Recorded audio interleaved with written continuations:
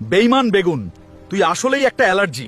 আমি তোকে বিশ্বাস করে আমার কোম্পানির ম্যানেজার বানিয়েছিলাম তুই, আর শেষে কিনা তুই আমার সাথেই বেইমানি করলি। স্যার, এত কথা বলে লাভ নাই। এই নেন হস, এই কাগজে সই করেন আর এই কোম্পানি আমাদের নামে লিখে দেন, না হলে কিন্তু আপনি এখান থেকে বেঁচে ফিরতে পারবেন না। তুমি মন খারাপ করে বসে আছো কেন? চাকরি গিয়েছে তো কি হয়েছে? লাগলে তুমি অন্য জায়গায় চাকরি করবে, তাতে সমস্যা কি? না, বিষয়টা এরকম না। আমি স্যারের কাছে অনেক দিন ধরে কাজ করছি, কিন্তু স্যার আমাকে এত বড় ভুল বুঝলো কেন বুঝলাম না। এ কারণেই আমার মন খারাপ। আমি তোকে কোনোদিন এই কোম্পানি তোর নামে লিখে দিব না। তুই বেঈমান, আমি তোকে পুলিশে দিব। স্যার, আপনি কত বড় বোকা!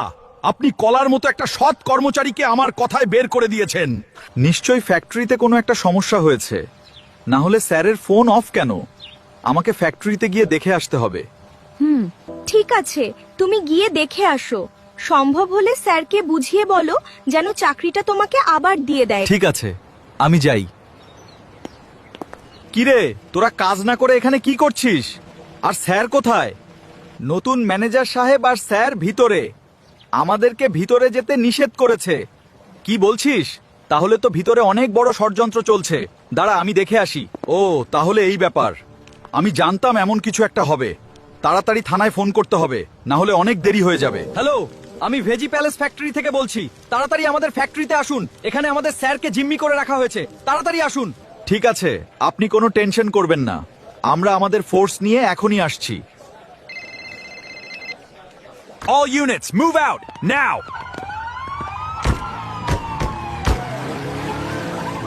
স্যার, আমি আপনাকে ফোন করেছিলাম, তাড়াতাড়ি আসুন।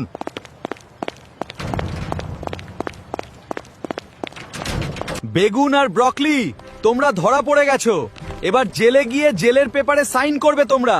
কলা, তুমি আমাকে মাফ করে দেও। আমি তোমাকে অনেক ভুল বুঝেছি। আমি না বুঝেই তোমাকে অনেক কথা বলেছি। আজ থেকে তুমি এই ফ্যাক্টরির নতুন ম্যানেজার, এবং এইটা তোমার সততার পুরস্কার। ধন্যবাদ স্যার। ধন্যবাদ স্যার। Cheer up!